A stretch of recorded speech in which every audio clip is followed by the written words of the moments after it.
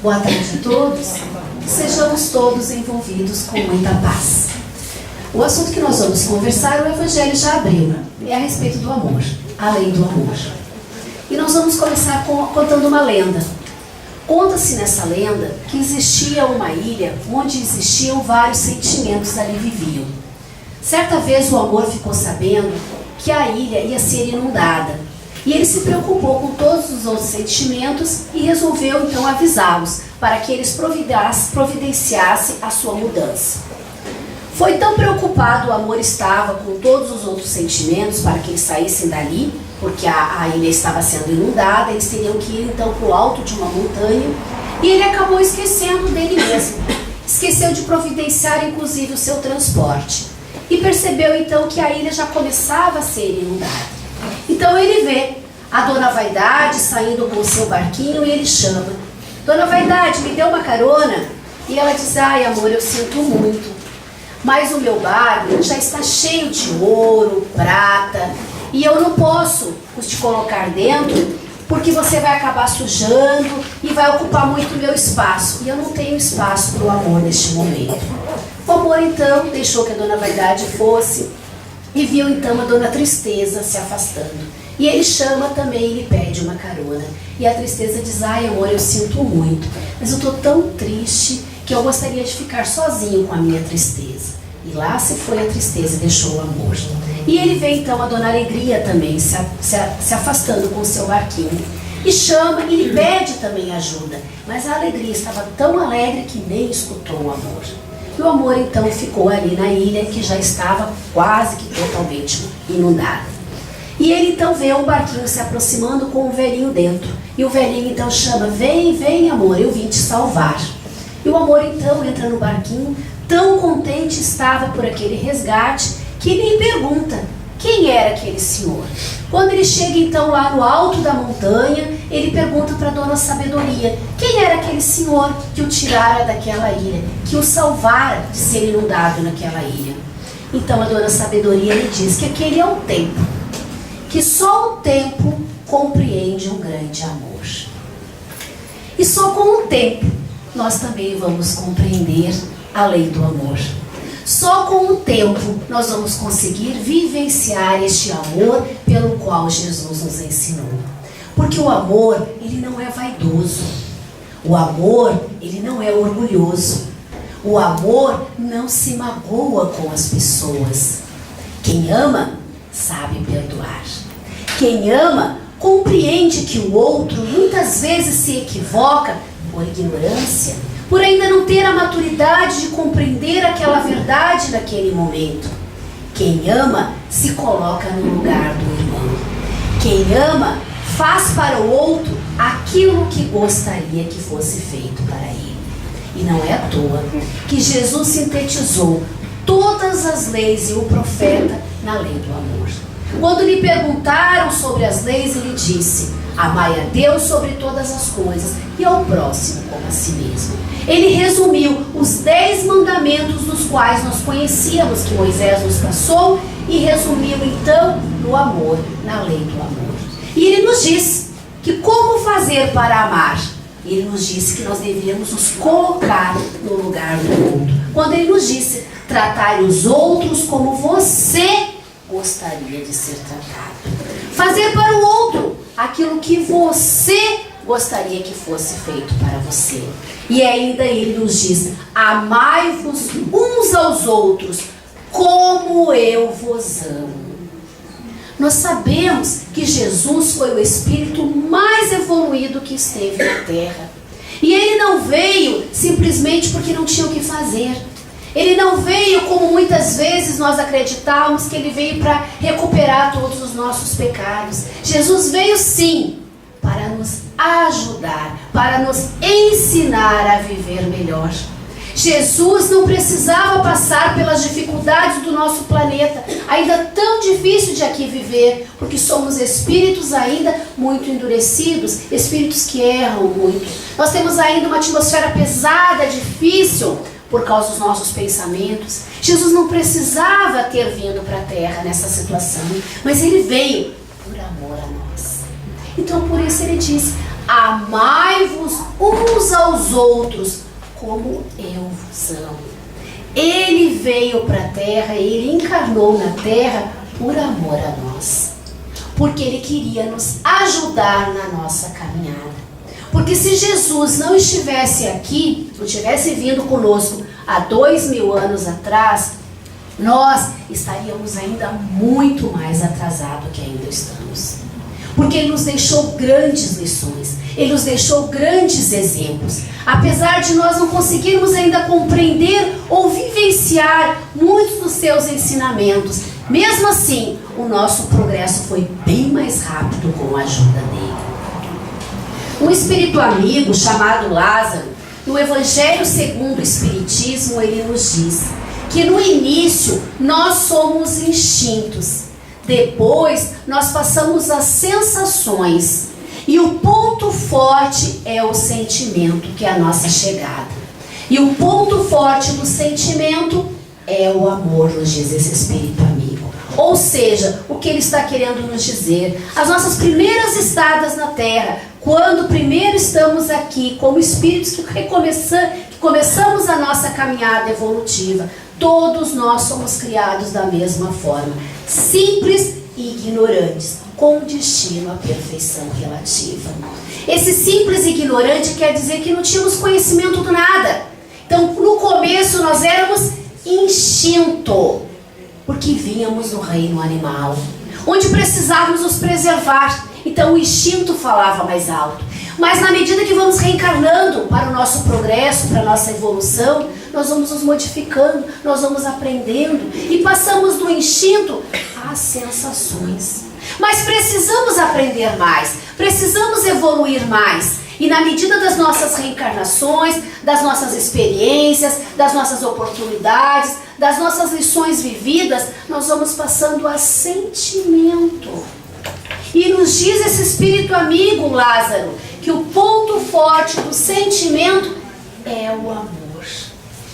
Então todos nós voltamos à Terra, reencarnamos com o objetivo de aprender a amar. Não há outro caminho que não seja esse o caminho do amor.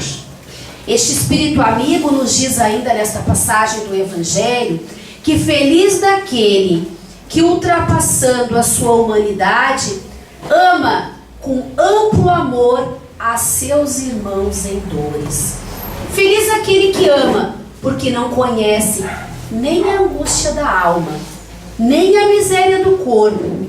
Seus pés são leves e vive como transportado para fora de si mesmo.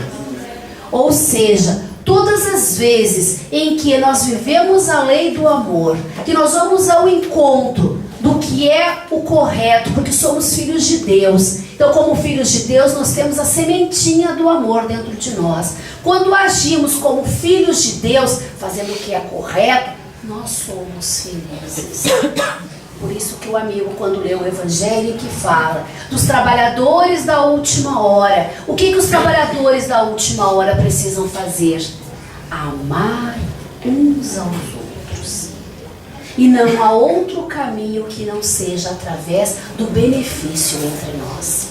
O objetivo de toda a humanidade, o nosso objetivo é nos trocarmos através do amor. É vermos no outro aquele nosso irmão, filho do mesmo pai, o irmão que precisa da nossa ajuda. Compreender que nós estamos entrelaçados para o progresso, que todos nós estamos aqui com o único objetivo da evolução. Alguns mais na frente, outros mais atrás. Porque se estão mais na frente, outros mais atrás, ou podem ser espíritos mais antigos, tem mais experiência, tem mais vivência, tem mais evolução. O outro mais atrasado, mais novo, está ainda aprendendo. Ou então, muitas vezes somos espíritos preguiçosos, temos dificuldades para aprender porque nós nos esforçamos para este aprendizado. Mas todos nós conseguiremos o mesmo objetivo. Porque Jesus disse, nenhuma ovelha se perderá. Que ele quis dizer, ninguém vai ficar para trás. E o nosso papel é compartilhar, é ajudar esses nossos irmãos que estão atrás e puxar. e ajudá-lo, como diz lá Lázaro, feliz daquele que ama seus irmãos e humanidade, feliz daquele que sabe se colocar no lugar do outro. Vivenciando o amor, nós não temos as doenças do corpo, porque as nossas doenças do corpo, sabemos, vêm do nosso espírito, que é aquele que pensa, aquele que age, aquele que tem a vontade e que comanda e que manda para o corpo, e então ali no corpo nós temos dificuldades físicas, doenças. Aquele que ama não tem processos obsessivos, porque o amor cobre uma multidão de pecados. Erramos no passado porque não sabíamos fazer de forma diferente. Hoje já temos esse conhecimento. É necessário fazer diferente, para que esses nossos amigos do passado, do qual nós em algum momento prejudicamos, eles vejam, não, agora este irmão tem uma nova caminhada, este irmão tem um outro pensamento, uma outra vontade, um outro agir. Então vamos fazer diferente. E de inimigos, vamos ser amigos. Então o amor é capaz de transformar tudo na nossa caminhada. Porque quem ama perdoa, não guarda mágoas, não guarda ressentimento. E uma das grandes dificuldades que temos nos processos obsessivos é exatamente esse, o pluguezinho da mágoa, do ódio, do ressentimento. É esse pluguezinho, é este sentimento que nos liga a espíritos inferiores, espíritos imaturos, espíritos equivocados neste momento, espíritos que de alguma forma nós o prejudicamos no passado, um passado que nós não lembramos, mas que está no nosso inconsciente guardado. Nós não lembramos porque se nós lembrássemos, iríamos nos prejudicar muito essa nossa caminhada, e seria muito mais difícil do que eu era. Deus permite que as nossas lembranças do inconsciente fiquem lá, apagadinhas, quietinhas, para que elas não venham interferir no nosso presente. Porque este presente, já nos diz a palavra, é um presente divino, é uma oportunidade de fazer um amanhã diferente. Então Deus nos dá todas as chances para que possamos fazer melhor. Então, se Jesus nos apresentou a primeira letra do alfabeto, a primeira palavra do alfabeto divino, que é o amor, o Espiritismo veio nos apresentar a segunda palavra do alfabeto divino, que é a reencarnação. A reencarnação veio nos mostrar que somos espíritos milenares, espíritos com uma bagagem enorme de conhecimentos. O Espiritismo vem, através da reencarnação, nos colocar as nossas heranças intelectuais e as nossas heranças morais, as nossas aquisições morais e as nossas aquisições espirituais. Heranças ou aquisições são práticas em que nós, pelo nosso esforço, nós conseguimos estas aquisições. Então tudo aquilo que nós conseguimos através do nosso esforço está guardado, está reservado, está conosco. Em algum momento, quando precisamos, ela vem e nos mostra. Então o Espiritismo veio nos mostrar que somos individualidades, que cada um tem o seu aprendizado, que cada um tem o seu grau evolutivo, que cada um está na sua escadinha correspondente ao seu aprendizado, ao seu esforço, à sua vontade. O Espiritismo vem nos dizer que nós não podemos mais ser instintos, que já nós não estamos na fase das sensações também, que nós precisamos já estar na fase do sentimento. Não há mais tempo para o passado do instinto. Não há mais tempo para a sensação. Não há mais tempo de encher o barquinho com vaidades, com riquezas, que a traça corrói. Não há mais tempo para isso. É tempo de achar um espaço para o amor. Se a tristeza está dentro do nosso barquinho, precisamos tirar para fora. Porque precisamos abrir o espaço para o amor. E a alegria, ela é importante sim, mas que a alegria não nos deixe egoístas, que a alegria não nos afaste dos outros, que as riquezas, que as nossas oportunidades da vida material não nos deslumbrem. E que aqui então, como espíritos imortais que somos, nós viemos aqui para o nosso progresso espiritual. Que as nossas oportunidades terrenas, as nossas oportunidades materiais, não nos prejudique esta aquisição do ser espiritual, do ser imortal. Então é preciso vencer os instintos em benefício dos sentimentos. E como disse o Espírito Amigo no Evangelho segundo o Espiritismo, é necessário acreditar e encontrar o ponto forte do sentimento, que é o amor.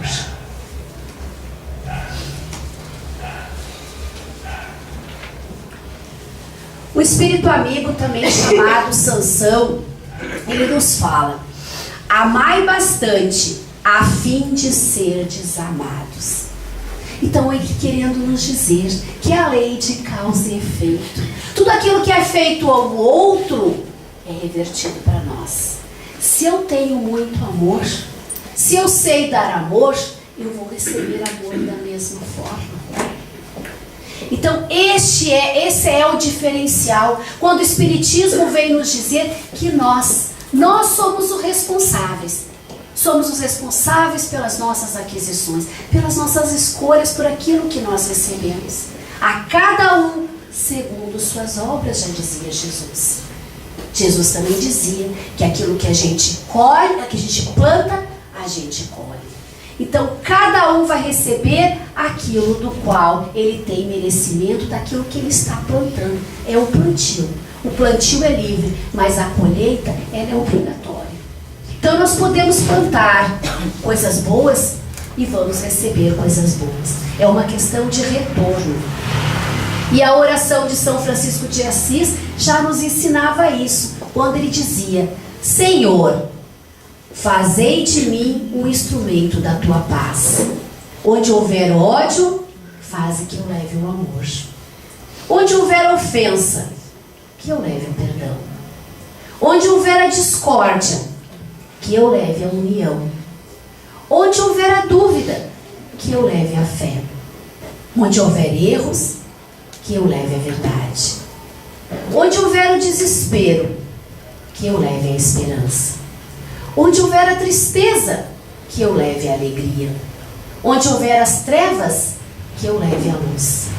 Ó Mestre, faze que eu procure mais consolar do que ser consolado, compreender que ser compreendido, amar que ser amado. Pois é dando que se recebe, e é perdoando que se é perdoado, e é morrendo que se vive para a vida eterna. Então, a oração de Francisco de Assis que nos ensina dar para receber. Então, se o outro irmão equivocado ainda não sabe dar o amor, que nós possamos, ao nosso tempo, com o nosso entendimento, com o nosso esforço, lhe dar o amor.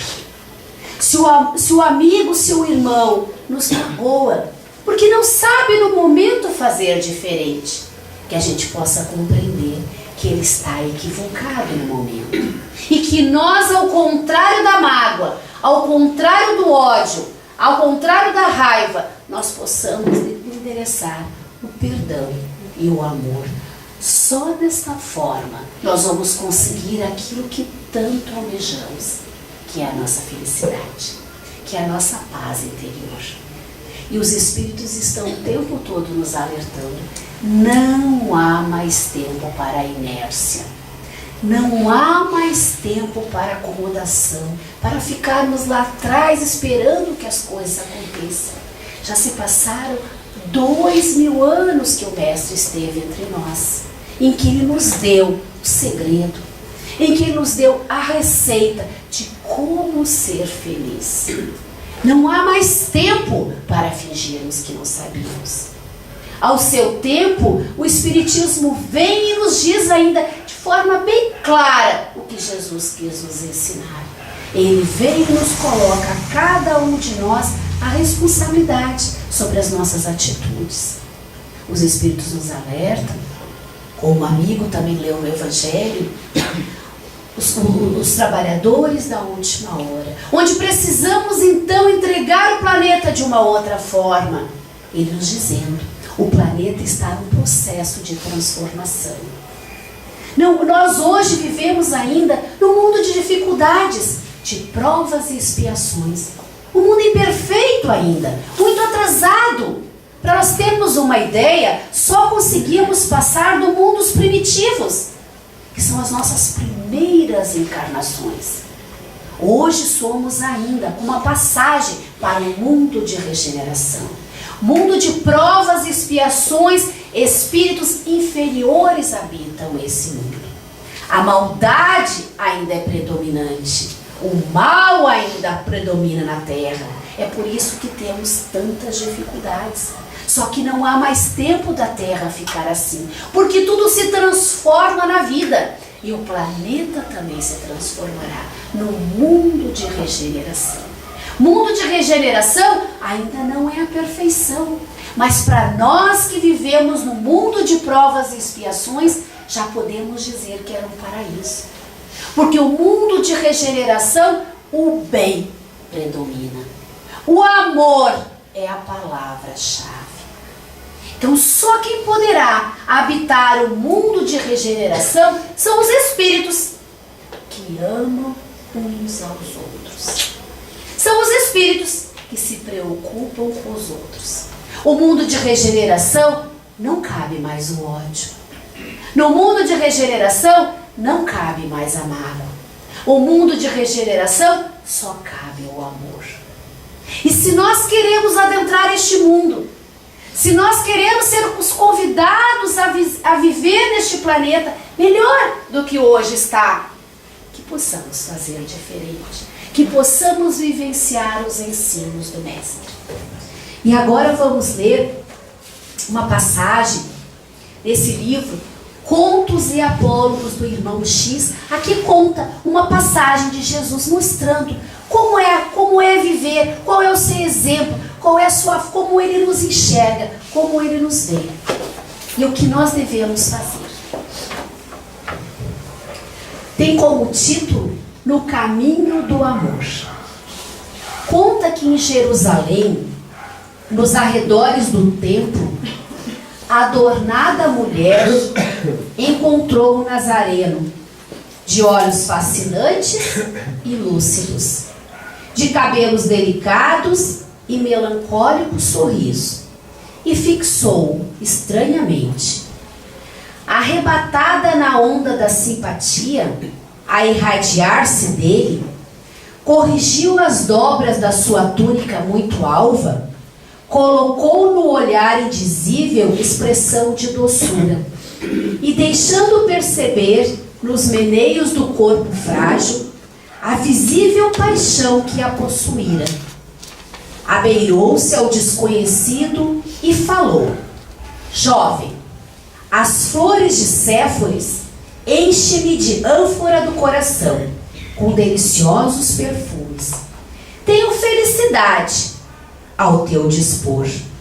Em minha loja de essências finas, indicou extensa vila, cercada de rosas, à sombra de um arvoredo acolhedor, e ajuntou: inúmeros peregrinos cansados me buscam à procura de repouso que reconforta. Em minha primavera juvenil encontram o prazer que representa a coroa da vida. É que o lírio do vale não tem a carícia dos meus braços, e a romã saborosa não possui o mel dos meus lábios. Vem e vê. Dar-te-ei leito macio, tapetes dourados e vinho captoso. Acariciar-te-ei a fronte abatida e te curarei o cansaço da viagem longa. Descansará teus pés em água de nardo e ouvirás feliz as harpas e os aludes do meu jardim. Tenho ao meu serviço músicos e dançarinas, exercitados em palácios ilustres. Ante a incompreensível mudez do viajor, tornou súplice depois de uma leve pausa. Jovem, por que não respondes? Descobri em teus olhos diferente chama, e assim procedo por amar-te. Tenho sede de afeição, que me complete a vida. Atende, atende. Ele parecia não perceber a vibração febril com que semelhantes palavras eram pronunciadas. E notando-lhe a expressão fisionômica indefinível, a vendedora de essências acrescentou um tanto agastada: não virás? Constrangido com aquele olhar esfogueado, o forasteiro apenas murmurou: agora não. Depois, no entanto, quem sabe? A mulher, cheia de enfeites, sentindo-se desprezada, prorrogou os sarcasmos e partiu. Transcorrido 2 anos, quando Jesus levantava paralíticos, ao pé do tanque de Betsã, venerável anciã pediu-lhe socorro para a infeliz criatura que sofria bastante. O mestre seguiu-a sem hesitar. Num pardieiro denegrido, um corpo chagado exalava gemidos angustiosos. A disputada mercadora de aromas ali se encontrava, carcomida de úlceras, de pele enegrecida e rosto disforme. Feridas sanguinolentas pontilhavam-lhe a carne, agora semelhante ao esterco da terra. Exceção dos olhos profundos e indagadores, nada mais lhe restava da feminilidade antiga. Era uma sombra leprosa de que ninguém ousava aproximar. Fitou o mestre e o reconheceu. Era o mesmo mancebo nazareno, de porte sublime e atraente expressão. O Cristo estendeu-lhe os braços, tocado de intraduzível ternura, e convidou: venha a mim, tu que sofres. Na casa do meu Pai nunca se extingue a esperança.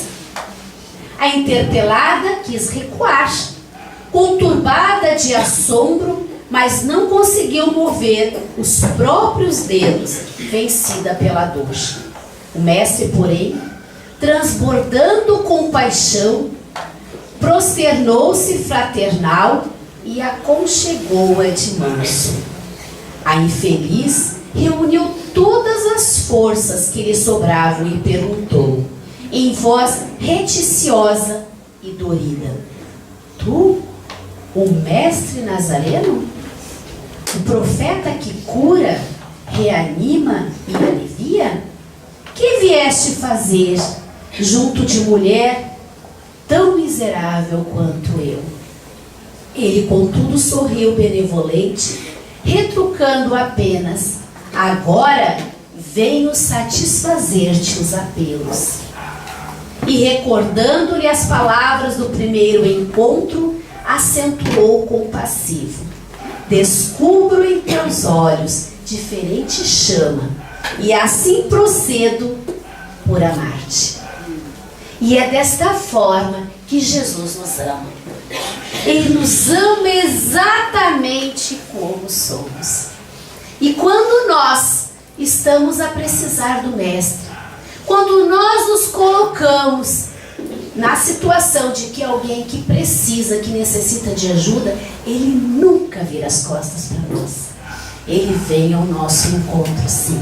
Abre seus braços, amigos, e nos diz: vem, eu estou aqui por muito amar-te.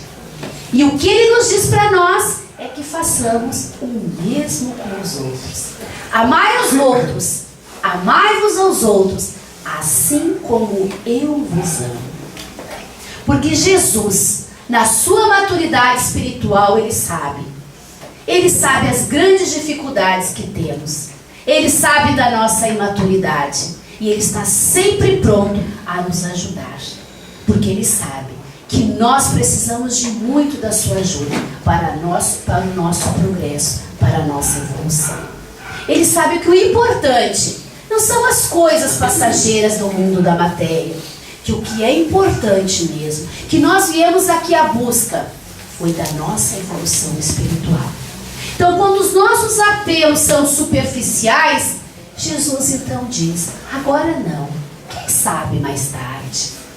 Mas quando nós mais tarde realmente estamos dispostos a pedir ajuda naquilo que realmente necessitamos, naquilo que realmente é válido, é perecível, aquilo que nós precisamos, que é a nossa parte espiritual, a nossa evolução, a nossa melhora como filhos de Deus, Ele diz, vem, agora estou aqui, servindo aos teus apelos. Vim por muito amar-te. E para encerrar a nossa conversa desta tarde, nós vamos ler também um texto em que tem como título, nos fala do amor, e tem como título o contágio do amor. Nós retiramos esse texto do Momento Espírita, do site do Momento Espírita. E começa assim. Agnes Conchax Bonchachim é uma pessoa desconhecida do mundo. Isso porque, ao ingressar na congregação Irmãs de Loreto, ela adotou o nome de Teresa e assim ficou conhecida. Falamos então de Madre Teresa de Calcutá. Nascida na Albânia, ao receber notícias da miséria na Índia, comoveu-se e decidiu trabalhar pelos seus irmãos em sofrimento. Com a ajuda de suas ex-alunas, meninas abastadas, ela fundou uma ordem e passou a recolher os miseráveis na rua. Também fundou casas para alcoólatras, drogados, aidéticos, rancenianos e de reabilitação de prisioneiros. Foi aureolada no ano de 1979 com o Prêmio Nobel da Paz, por ter se dedicado quase 50 anos aos desamparados. Ninguém pense, porém, que lhe foi fácil a decisão e o empreendimento. Como toda obra de valor, lhe exigiu sacrifícios e renúncias grandiosas. Como freira, ela lecionava num colégio de meninas ricas. Ao presenciar durante uma viagem de trem a mistura de homens e animais amontoados, extremamente sujos e com um odor desagradável, é que decidiu fundar a Ordem das Missionárias da Caridade. Ante as dificuldades que se apresentavam, que incluía perseguições dos quais não lhe entendiam a nobreza dos gestos e o seu amor pelos párias, chegou a pensar em desistir. Em uma das oportunidades, assim se expressou: meu Deus, por livre escolha e por teu amor, desejo permanecer aqui e fazer o que a tua vontade exige de mim. Não voltarei atrás. A minha comunidade, diz ela, são os pobres. A tua segurança é a minha. A tua saúde é a minha. A minha casa é a casa dos pobres. Não apenas dos pobres, mas dos mais pobres dos pobres. Daqueles de quem as pessoas já não querem se aproximar, com medo do contágio e da sujeira, porque estão cobertos de micróbios e vermes. Daqueles que não vão rezar nos templos, porque não podem sair nus na rua. Daqueles que já não comem, porque não têm forças para comer. Daqueles que se deixam cair pelas ruas. conscientes de que vão morrer, e ao lado dos quais os vivos passam, sem lhe prestar atenção. Daqueles que já não choram, porque se lhe esgotaram as lágrimas, dos intocáveis. E ela ficou ao lado dos miseráveis e encontrou um dia um bebê semi-morto no lixão. Fez respiração boca a boca e disseram-lhe que a criança estava morta. Ela insistiu, e quando o bebê deu um sinal de vida, ela o apertou contra o peito e gritou: "Está vivo!" e o levou para casa. Muitas criaturas foram contagiadas pelo seu amor. Um casal a procurou e lhe entregou uma grande quantia em dinheiro. Disseram-lhe que tinham casado há 2 dias. Tinham resolvido não usar trajes nupciais, nem celebração, e lhe trouxeram o dinheiro. Amavam-se tanto que desejavam compartilhar a alegria do seu amor com os pobres. O Senhor chegou com o seu filho pequeno, disse-lhe que o menino gostava tanto dela que resolveu guardar a mesada para dar-lhe presente aos pobres. Ele ficara tão sensibilizado com a atitude do filho que decidira deixar de fumar e beber há 1 mês, e a economia se destinava a ela. Quando alguns budistas japoneses souberam que a congregação de Madre Teresa jejuava toda a primeira sexta-feira do mês para destinar aquela economia aos pobres, fizeram o mesmo. Enviaram para ela o resultado da sua arrecadação. Com este dinheiro, foi construído o primeiro andar da casa, que tinha por objetivo abrigar meninas libertas do cárcere. Madre Teresa morreu aos 87 anos. O contágio do seu amor prossegue a dar frutos. Suas casas de atendimento se espalham por 119 países, num total de 560 unidades, 13 delas no Brasil.